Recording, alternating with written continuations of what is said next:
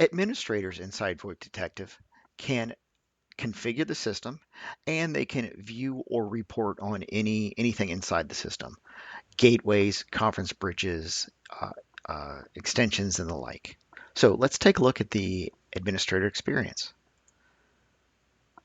On the login page, I'm entering my admin credentials. Here on my admin dashboard, we can see the emergency calls that last 24 hours, total calls, and error calls. Error calls could be important, such as a SIP trunk down or a PRI down. However, they also include things like unallocated numbers that are fairly trivial. We can see here a graph of the concurrent call legs or simultaneous call legs per hour. That'll let us know how many calls or how many call legs and how many of those are errors. We can scroll down and we can see calls by gateway and the like. So let's take a look at the track calls page. All right, we are greeted by the admin search, which has a lot of checkboxes, a lot of options, but I tell you, don't worry. This is everything on this is optional. In fact, let's just do this. Let's hit the search button. And this is going to default to searching for everything from today. So this is a listing of all calls for today. We can see the number that did the calling, the number dialed, the time of the call, the duration in seconds.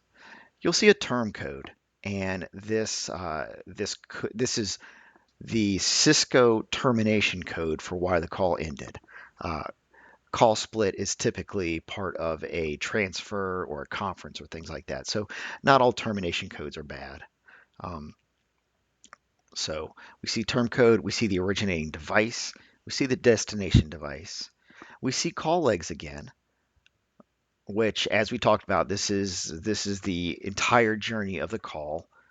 So by clicking call leg, we can see uh, the number that they first called and the number that was the next hop. We can see the device name and the device number and why the call was redirected here. It was redirected this time due to a call transfer.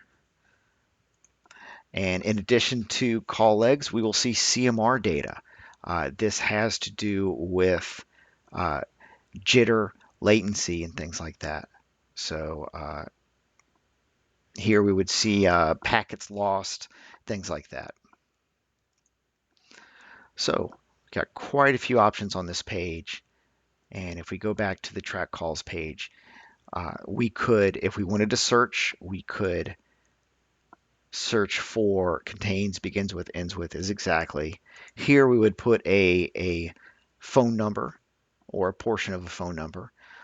We could also search for call termination code if we wanted to see, if we were only interested in SIP timeouts, we could search for that. We can search by gateway. We can search by source IP address or portion of IP address. For example, if you had a remote site that was on a specific subnet, you could type in that subnet or a portion of that IP address and search for calls originating or destined for that IP address.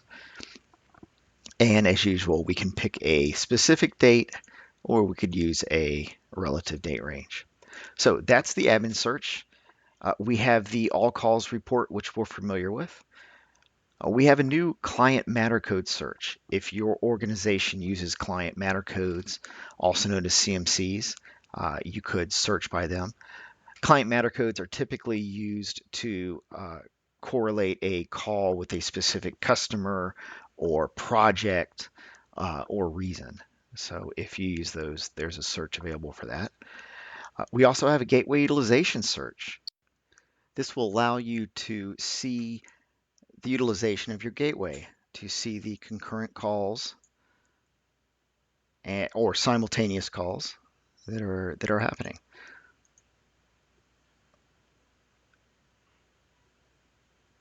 This is useful if you have a SIP trunk or PRI or collection of those. You can see if you are oversubscribed or undersubscribed. So if you are currently running out of channels, or on the flip side, if you've got a lot of unused channels, this can help you scale up or scale down appropriately. So we also have the inbound call report and the outbound call report and the team search. What's different in the team search for the administrator is that you can come in here and you can run the team search as a manager. So if you have 20, 50, 100, 1,000 managers in your organization, you as an administrator can come in here and run the team search as a specific manager and verify what they're seeing, basically run the report for them. It's the same report, it's just run by the administrator. And finally, we have the total system usage. This is purely summary data where we can see some top level numbers. So for this month, we've made almost 13,000 phone calls and 32,000 minutes used. If you are part of the North American numbering plan and you have local calls that are 7 digits, long distance calls that are 10 digits or 11 digits, this will be able to break that up for you. So those are the reports available to an administrator.